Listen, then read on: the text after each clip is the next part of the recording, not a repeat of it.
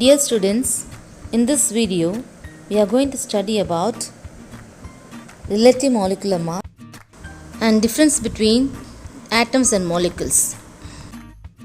As we saw in the case of relative atomic mass, in relative molecular mass also we use a standard carbon 12 and compare the molecular mass of a compound with the molecular mass of carbon 12. Hence, it is called relative molecular mass. Relative molecular mass of a molecule is the ratio between the mass of one molecule of the substance to 1 by 12th mass of an atom of carbon 12. Relative molecular mass is only a ratio and hence it has no unit. If the molecular mass of a compound is expressed in terms of grams, then it is called as gram molecular mass.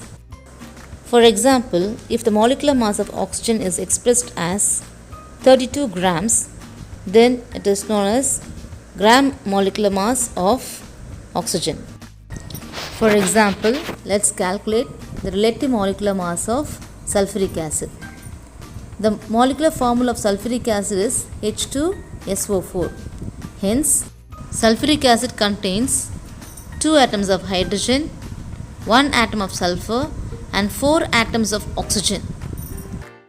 Thus, the number of atoms of each element present in it will be multiplied by the respective atomic masses.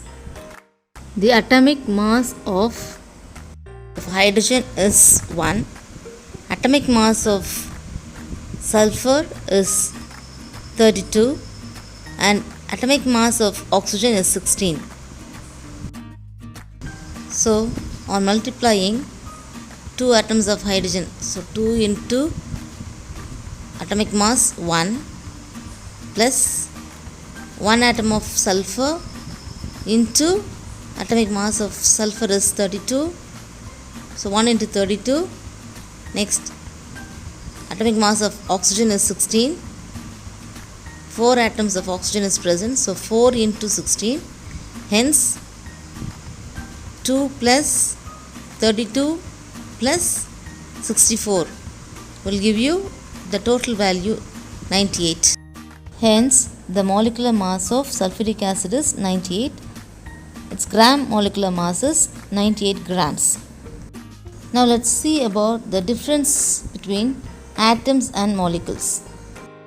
Atom is the smallest particle of element, whereas a molecule is the smallest particle of an element or compound.